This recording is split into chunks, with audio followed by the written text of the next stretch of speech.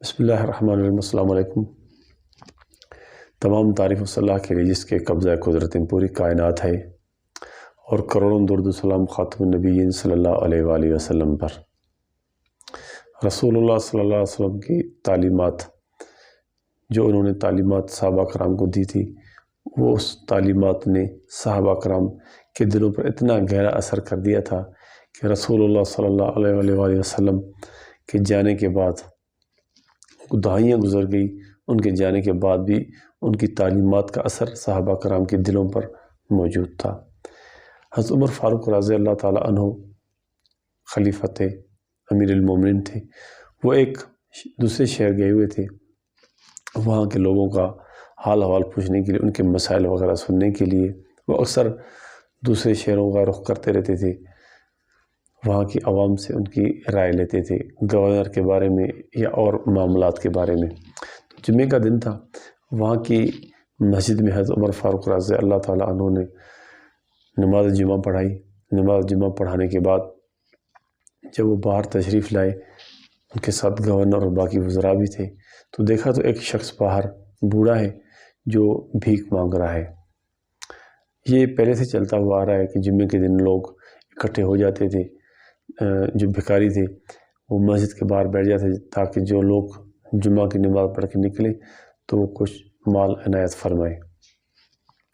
تو حضرت عمر فاروق رضی اللہ تعالیٰ عنہ نے اس شخص کے بارے میں دریافت فرمایا کہ یہ شخص کون ہے جو بوڑھا ہے۔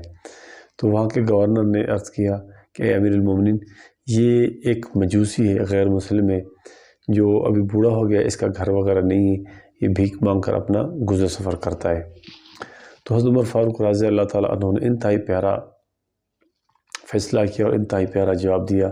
کہنے لگے کہ یہ جب جوان تھا، ہٹا کٹا تھا، تو ریاست کو یہ فدیہ دیتا تھا، ریاست کو یہ ٹیکس دیتا تھا۔ اب جب کہ یہ بوڑھا ہو گیا ہے، جب یہ جوان تھا ہمیں اس کی ضرورت ہے، ہم اس سے ٹیکس لیتے تھے، اب جب یہ بوڑھا ہو گیا ہے تو اس کو ابھی ہماری ضرورت ہے، اس ریاست کی مدد کی ضرورت ہے، تو ہم اس کو بے یار مددگار چھوڑ دیں، یہ کس طرح کا قانون ہے؟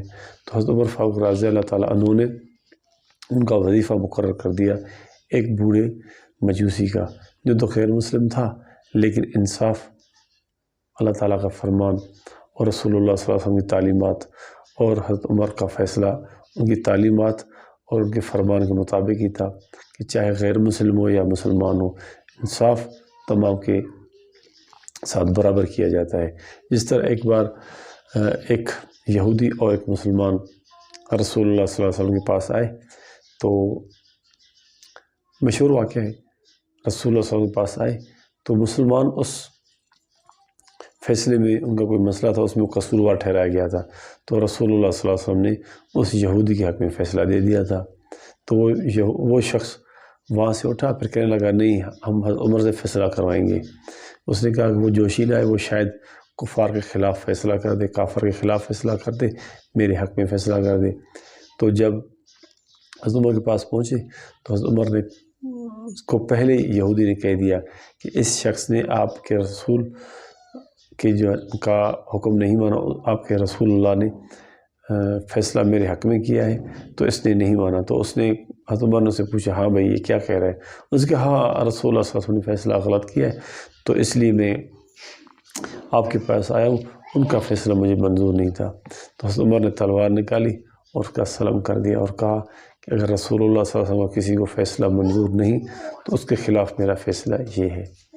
تو ان کا رسول اللہ صلی اللہ علیہ وسلم ان کی دین میں پرورش ایسی فرمائی تھی کہ ان کی مثال، حضرت عمر کی مثال رہتی دنیا تک قائم رہے گی، اور قیامت تک حضرت عمر جیسا اس دنیا کو کوئی حکمران نہیں ملے گا جس نے اتنے 10 سال کی حکومت کی لیکن انصاف کا بول بالا فرمایا، جو رہتی دنیا تک ایک مثال بن کر رہ گیا ہے۔ اگر ویڈیو پسند آئے کہ ویڈیو کو لائک اور چینل کو لازمی سبسکرائب کرنا ہے۔ اگلی ویڈیو ملیں گے انشاءاللہ۔ اللہ حافظ۔